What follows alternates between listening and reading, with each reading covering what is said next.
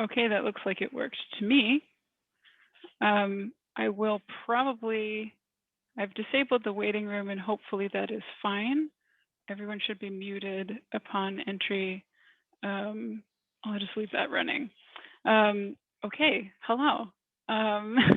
My name is Melissa. I have been a scientific consultant for almost 2 years with Clarivate. Previously, I was a AAAS Science and Technology Policy Fellow at the US EPA and the USAID. And I just wanted to talk about some evaluation projects that I have done in the last 2 years and a few from before that, and a little bit of lessons learned as I'm sort of putting together my last week at Clarivate. I will be moving on after this Friday. So this is a nice little capstone for me to be thinking about what I've been doing previously and where to take it from here. So I'm going to turn off my video if I can figure out how to do so because of bandwidth reasons. And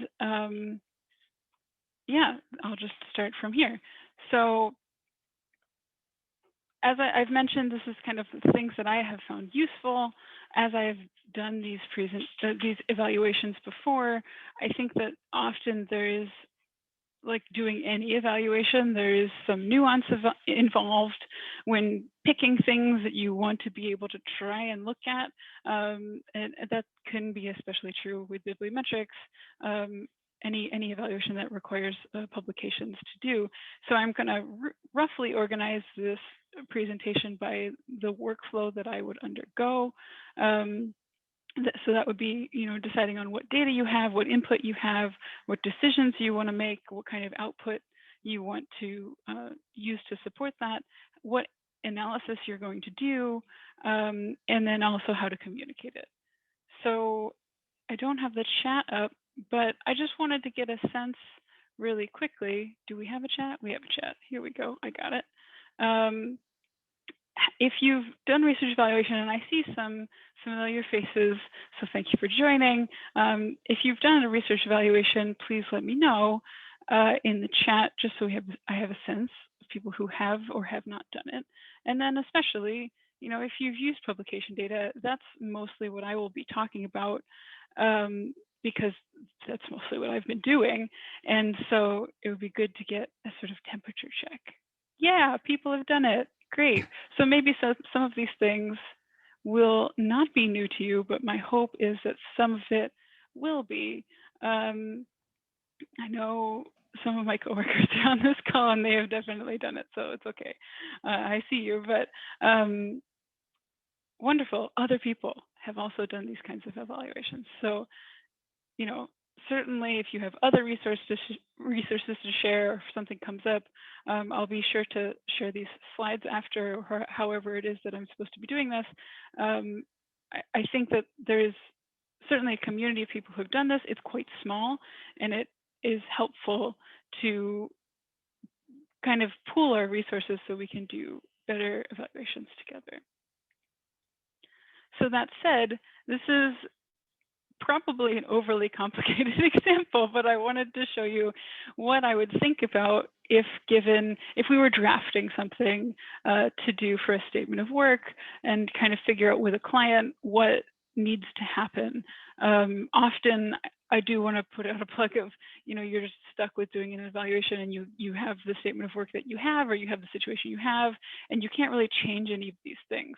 But I think in many cases you can support a little bit more, not choice, but a more responsible evaluation if you kind of sit down and think about it carefully. So in this case, as I said, how the whole presentation is organized is by input. So how will you collect that data set that is what you want to measure? And often what you want to measure is completely unmeasurable. So what's a good proxy for that? So in this example, maybe you want just journal articles between, in the last 10 years that mention 2 different diabetes subfields, and just have those be 2 data sets that you want to evaluate. And then the output, so what decision making are you going to be doing? What do you need to support that? In this example, maybe you want the top 100 ranked authors for each of those 2 subfield searches. So a given organization can identify maybe some co-authors or people that they should be working with and aren't, that is loosely based on a real example.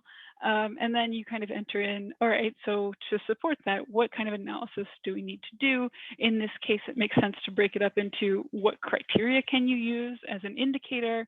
In this case, these are publications, so you kind of can fix on, publication activity overall, and then maybe in the last 2 years, you really want to make sure that someone is actively publishing and hasn't gone into retirement or something.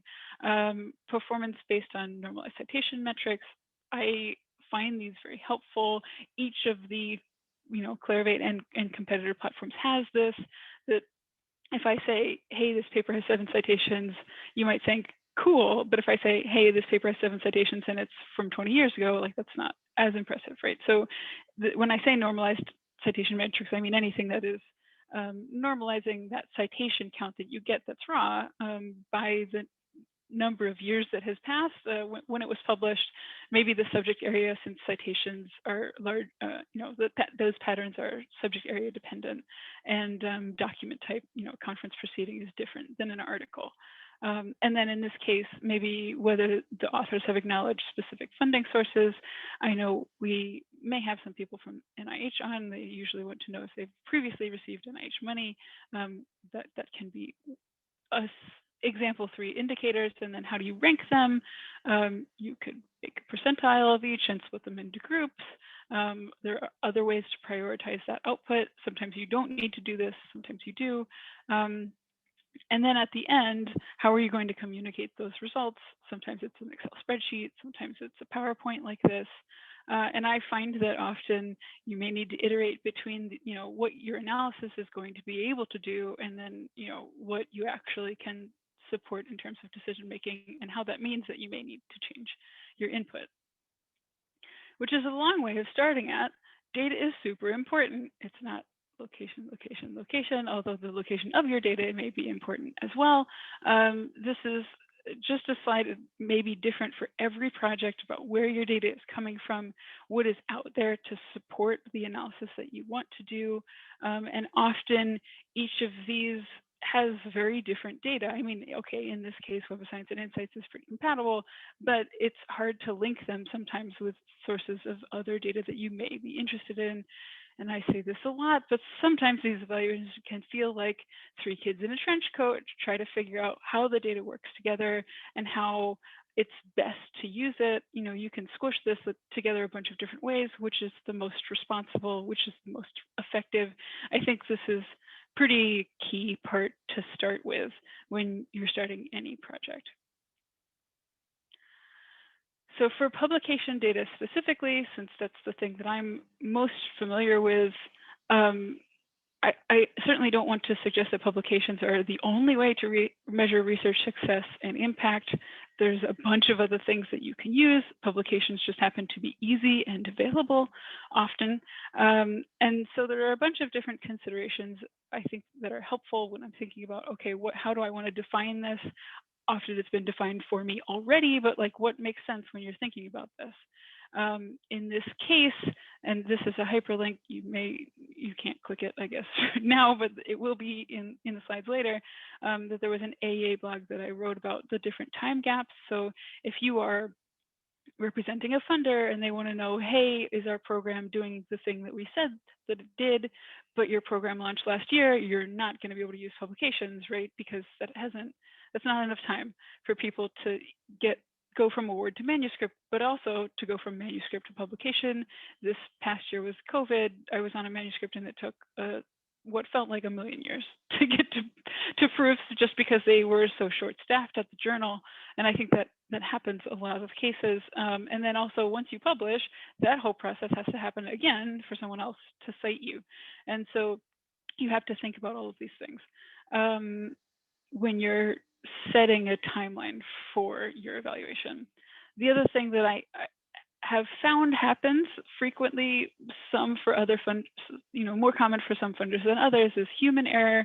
That if there's no standardization in how they're supposed to cite the grant number, or even if there is, people are people, sometimes there are typos, sometimes they don't cite it correctly.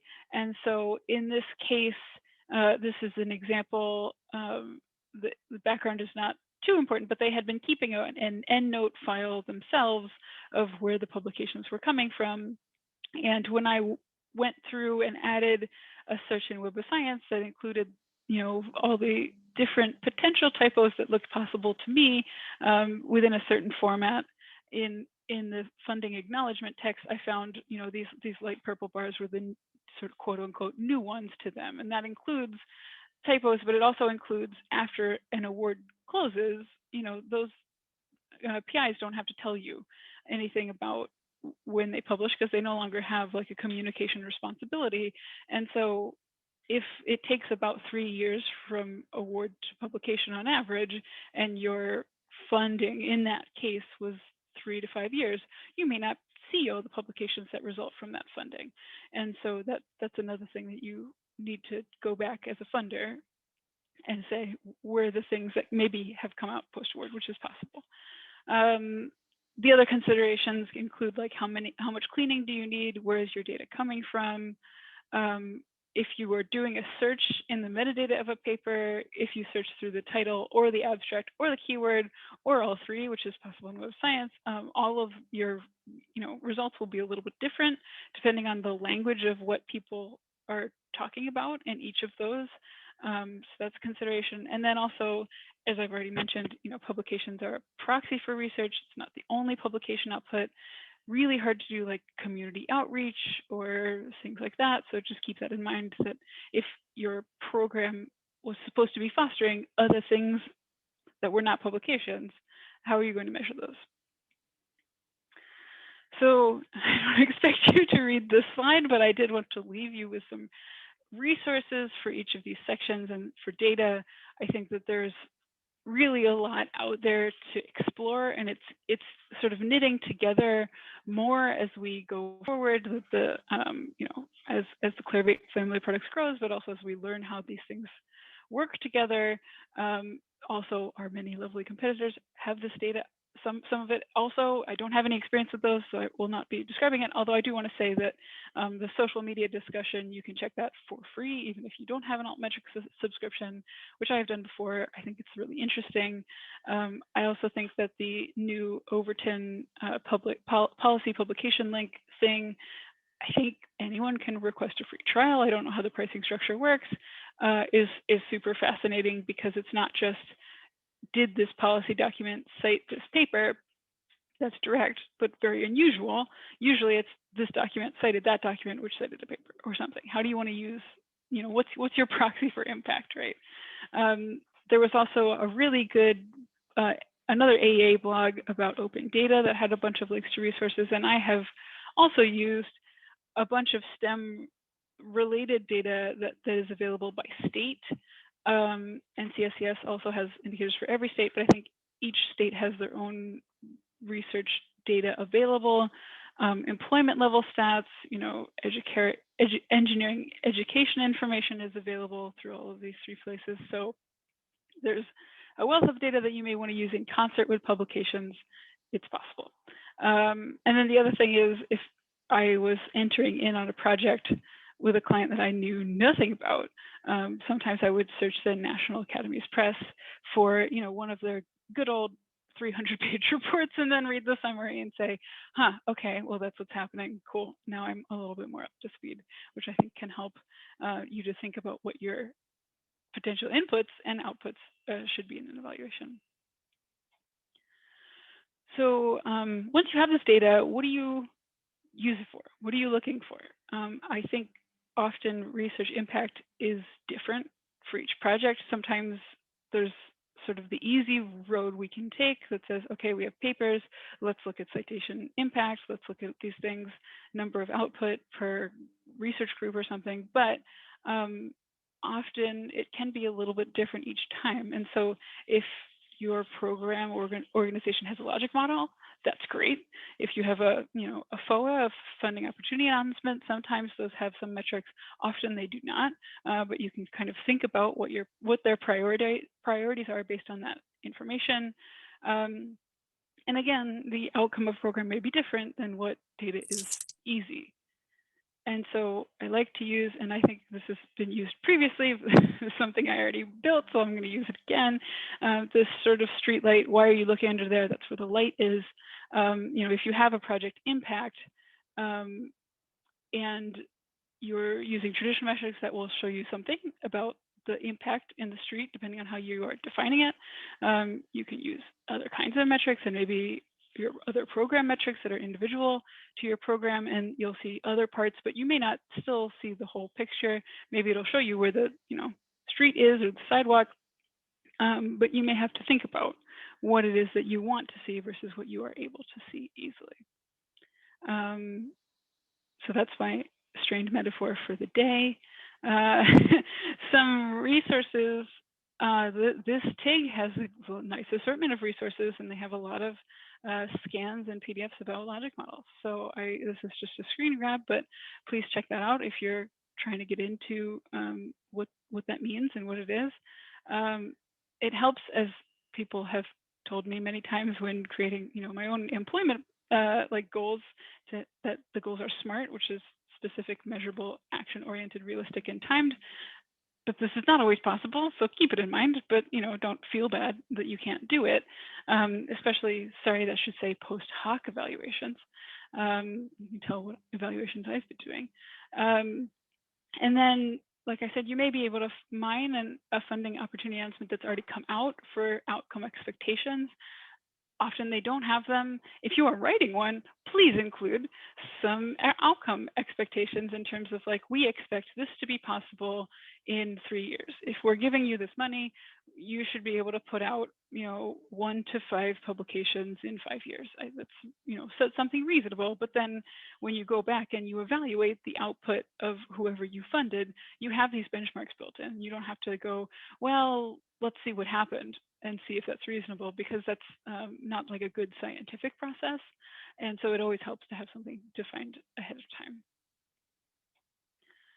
time. In terms of indicators, you have a billion options, and some of them are better than others. So I would recommend checking out this CSER Next Generation's Metrics report. They have a nice section on each metrics for each of scientific, education, innovation, and progressive metrics.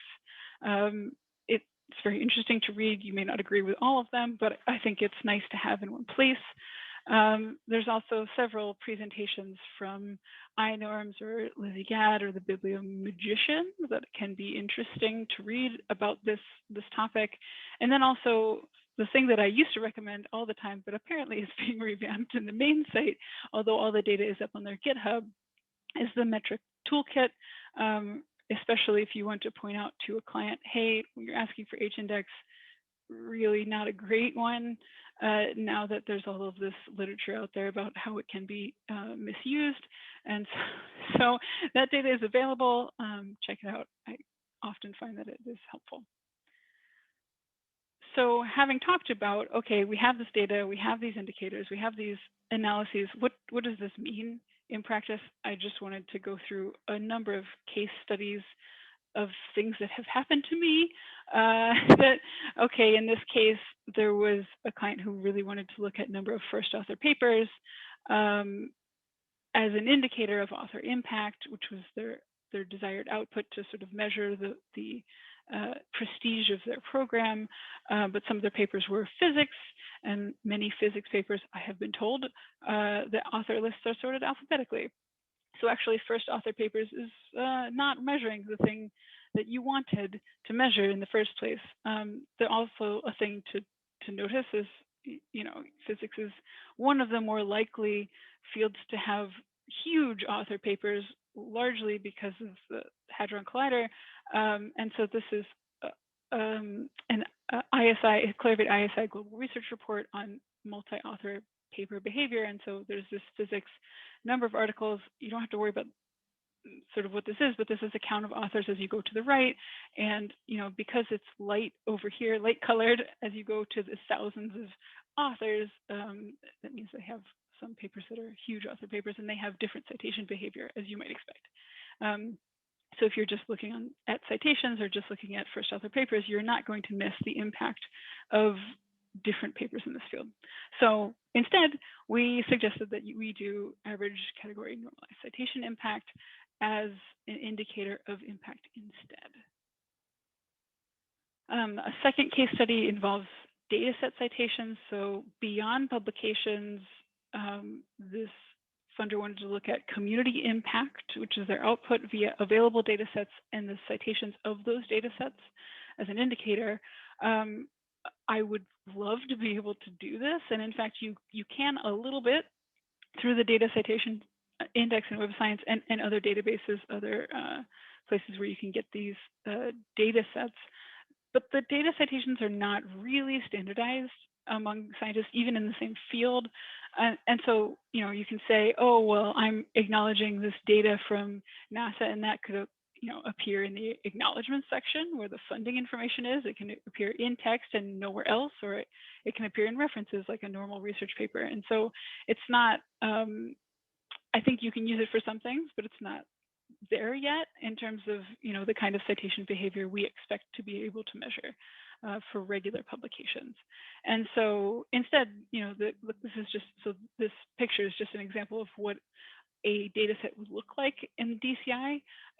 It has one citation, woohoo, but it might be used in other ways. We just don't necessarily know if it doesn't show up in a reference list. So instead of doing that, we used internal data download information from the client, which at least shows that people were downloading the data and were interested in it. It doesn't show how they used it, or if they used it in a paper, which is kind of what they wanted to know, but it does show that there was interest. And I think that's, there's a difference between the things that you can say about data and the things that are sort of responsible to say. So this was a good compromise.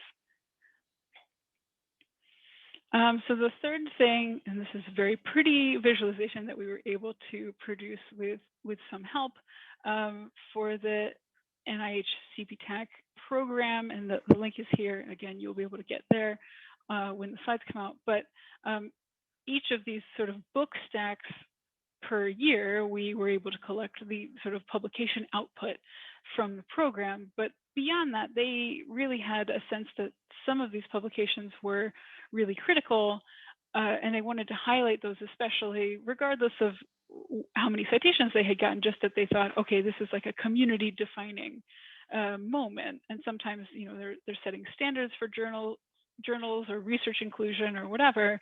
And then also you can see on the bottom that these little sort of purplish and mauve-ish arrows are their data sets and data downloaded. So they wanted to feature that. And so, we were collecting all of this data sort of in raw form. We had a longer report, but actually it seemed eventually that knowing the audience, they wanted to sort of make sure that it was interactive, make sure that people knew about this stuff, that if we buried it in a report, people would not see it.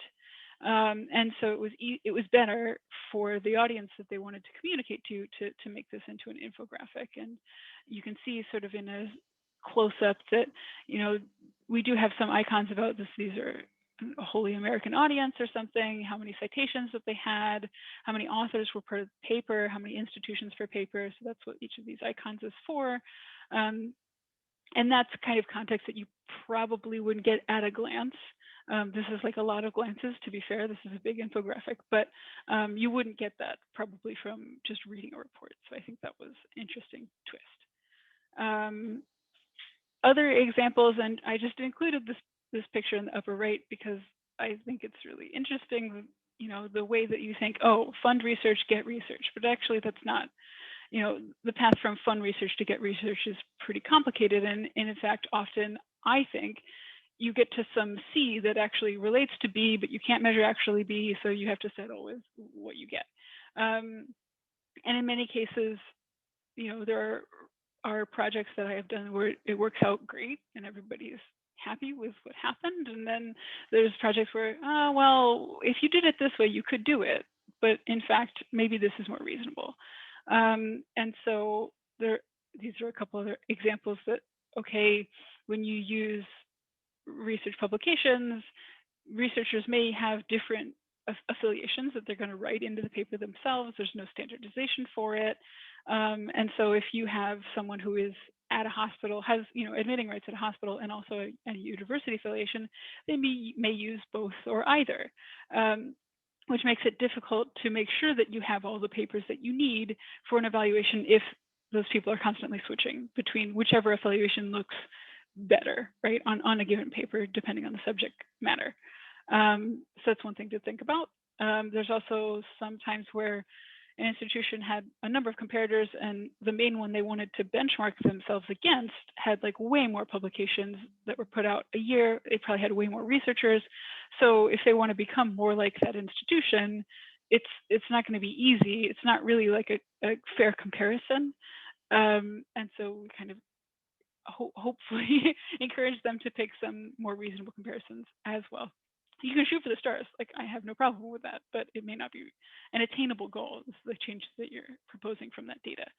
Another time, and this happens sometimes, that we're measuring really small cohorts or like papers that are from early career scientists where they have like 5 papers. And so that means that certain citation-based indicators will be super biased. If you're on like a really great paper once in your career, you'll have a sky-high indicator, but in fact, you've put out 5 papers, and it's anyone's guess how your career is going to go at that point.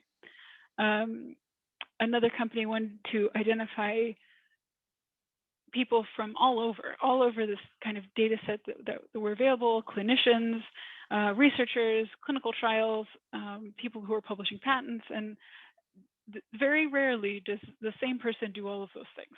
And so it was, okay, do you want to contact all of these people, only the people who do all of them? If you choose the people who do all of them, do they have enough time in the day to do the thing that you were going to ask them to do? These are all considerations that we had with the client. And then finally, this is not exclusive to funders, but it was a funder that wanted sort of project-specific data that it did not collect. It was really interested in looking at it, but we were not able to measure. It's not something that we had on hand, and it was not available through a third party. So the suggestion was, okay, if this is really important to you, you need to start collecting it yourself to be able to support a future evaluation, to say something about that indicator, because we don't have it. Finally, and I hope I've been able to do some of this for this presentation, but I'm sure that I will find out when we hit the Q&A whether I have or not, is that I think planning to communicate your results is pretty critical. Again, we talked a little bit about tailoring to your audience and the things that all of the stakeholders may want to see versus what they've asked for.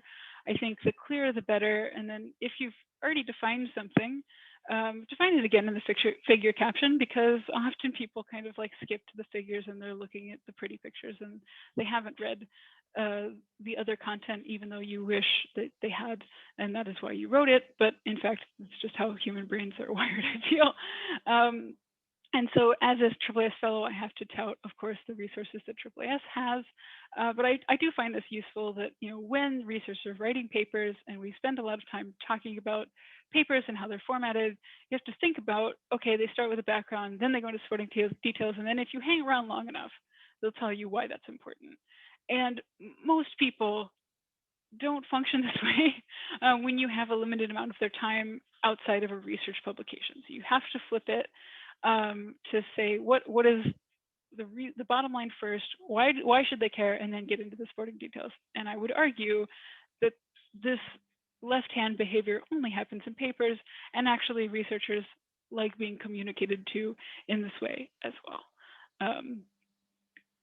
And so to support that, there are a number of different resources that I've been able to link to, but I find that this data to viz site, it's not connected to anything as far as I know, but I have found it useful to think about, okay, if I want to do a spaghetti chart, what should I do about it? If I want to do a pie chart, or I've been asked to do a pie chart, is there a problem with that? Is there a better way to show this data that's going to be more accessible ultimately when I'm trying to communicate whatever I have learned?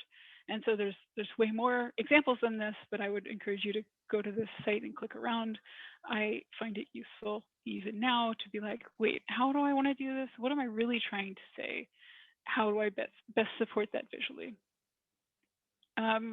Another thing that I recently fell into, although probably some of you already looked at it or know about it, is PolicyViz. It's run by one person, I think, or maybe a few. And on this portfolio guide, the first video is about inclusivity and data. And like, if you're using a color scheme, there are some bad color schemes when you're representing demographic data on a person level specifically. How do you think about this? How do you think about working with the communities that you're representing to make sure that you're responsibly showing that data? I found that super interesting, and they have a bunch of other videos about what metrics are important. Thanks, Josh, for adding the YouTube channel for the RTD webinar series. I also find that useful. Also, as an offshoot, I think it's the same people work at the Urban Institute, and they have a graphics guide. I don't know that everyone needs to have a style guide for when you're producing your figures, but I personally find that the more homogeneous they can look, you use the same colors for the same things, change colors for different things, that can help. And recently on a really big project, I just took all of the brand colors for Clarivate that I was allowed to use and said, okay, this goes to money, this goes to postdocs, this goes to pre-docs. This is how we're going to map this out for the whole report, because otherwise it could have been sort of like visual chaos, I think. And this is EAS article. I used the like many grad students, the JET color library a lot in grad school, because we used MATLAB, and that's what you did. And in fact, that yellow color for human eyeballs really draws your attention to that area, instead of, if you actually want a gradient that's not the way that you should be representing your data, and color really does influence how you identify what things in a plot that you're going to look at. So if you're starting completely fresh and you need to define a color palette, read this article. I think it's helpful. Also, continue to think about the accessibility of your colors. If you're doing a lot of gray on gray or gray on white, sometimes it's hard for people to see. Increase the font size. Make sure that your colors are visible to someone who may have, color blindness. All of these things, it's hard to think about all at once, but with practice, I think it gets easier. So finally, I think it does help to keep up with the field if you have time. I mean, like, nobody has time, but if you have time to look at some of these, I think it can be helpful. Each of the big three, and then also other competitors, all have active development on their platforms. They are happy to talk to you about updates in my personal experience, regardless of who it is. They also host user forums. So one of the upsides of the past year and a half is that many things are online now. You don't have to travel to a physical location. You can kind of sneak it in on your lunch break or catch up with a recording. Clarivate has a ton of webinars that you can listen to, and I have found some of them useful, even though I work here and maybe should know better. That's an argument for another day. But and then also Allmetric has these series of conferences. I think the next one will be 8 a.m., but last year's was 7 a.m. That can show you kind of what people are thinking about, what's the fanciest visualization people are implementing, can you do it, how accessible it is, etc. The other thing is that, of course, I have to mention the NIH library because they're amazing. And they have a training series, which actually is quite long. I have listened to some of them, they're very good. They have a nice protocol on not recruitment, but how do you search for people who you may want to recruit into a program that uses Web of Science, but I think there are options for not that. And I found that very detailed and helpful. Also, the series of bibliometric symposiums always attracts interesting talks and things that I wish I had known earlier. So the link for the 2020 site is here. Also, last week there was a conference that I did not attend, but it looked pretty interesting as a sort of roundup of resources, is this Value of Science conference. So I sort of present this link without knowing too much about it, but it looked interesting.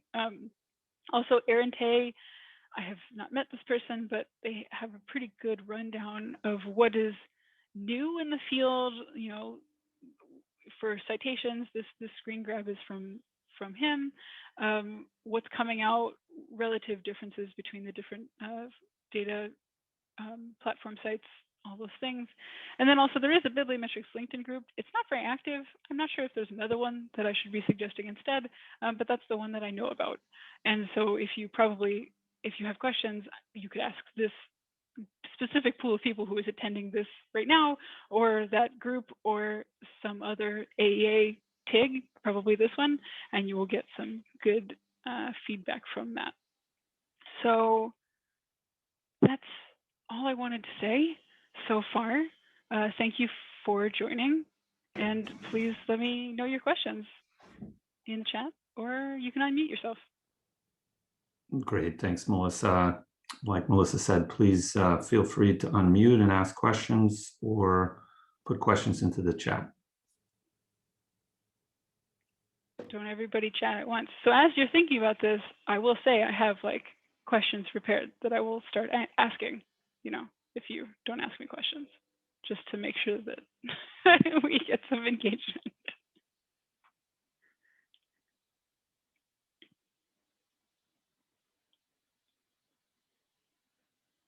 I don't hear anything. So these are some questions just to keep it moving if you want to, or we can end early. I appreciate that. About, you know, if anyone has done this, many people have done this kind of work before, as you have mentioned at the beginning. You know, is there stuff that you found really intimidating or frustrating to do? Stuff that you had trouble with that you think maybe, you know, you could use some advice on? Any other resources, certainly drop them in the chat. I would love to see them, because I just think it's such a wide and diverse field that it helps to know anything that other people are thinking of. And then, you know, if you have a comment about a successful evaluation, if you haven't already been featured on the RTD TIG website, which I've seen, a couple have been featured there, feel free to pipe up about it here.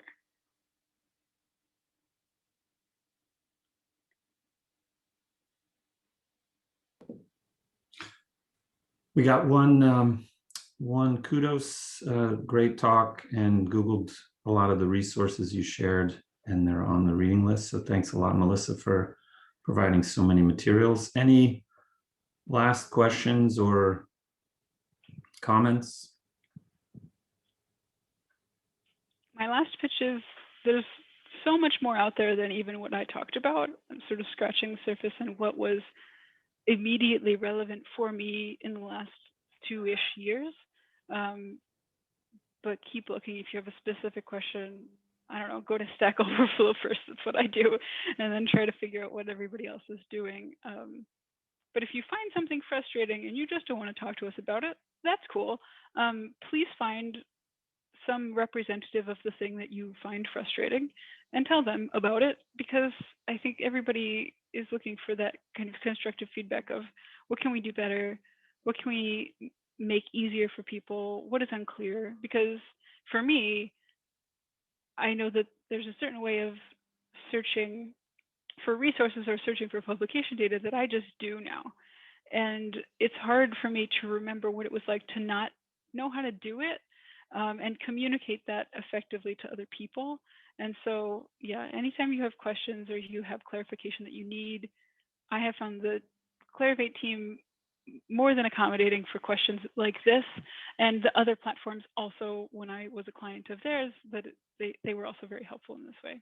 So I would encourage you to reach out and not just kind of struggle with a problem. And if you have a problem that they haven't heard about, gold star to you.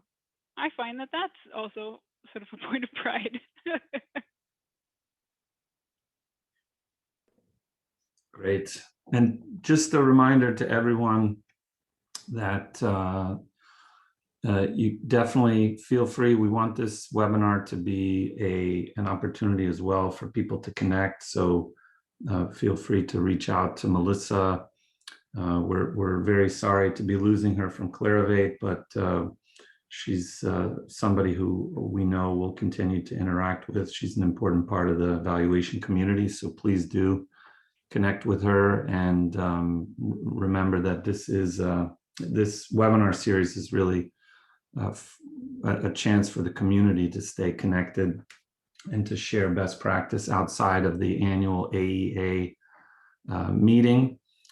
Just so everyone has a quick update there, the submissions have been are under review, and AEA will be reaching out later this summer to people who submitted their proposals. And just a reminder that in August, you'll be hearing from the TIG about the sessions and more opportunities for the community to connect. So thanks again, Melissa, for presenting excellent insights and experience with the bibliometric analysis aspect of evaluation, and a reminder to everyone to submit ideas for future webinars or to offer to present as well. And with that, And I've just dropped the slides in the chat before you sign out. Just go download it if you wanted it, or not if you don't. But those should be visible to everybody now. Great, thank you. We'll post this recording to the YouTube channel later in July when it's available. And thanks everyone for joining. I'm going to stop the recording now and end the meeting. Thanks again, Melissa. Really appreciate you taking the time to share your experiences. Thanks, everybody. Bye-bye.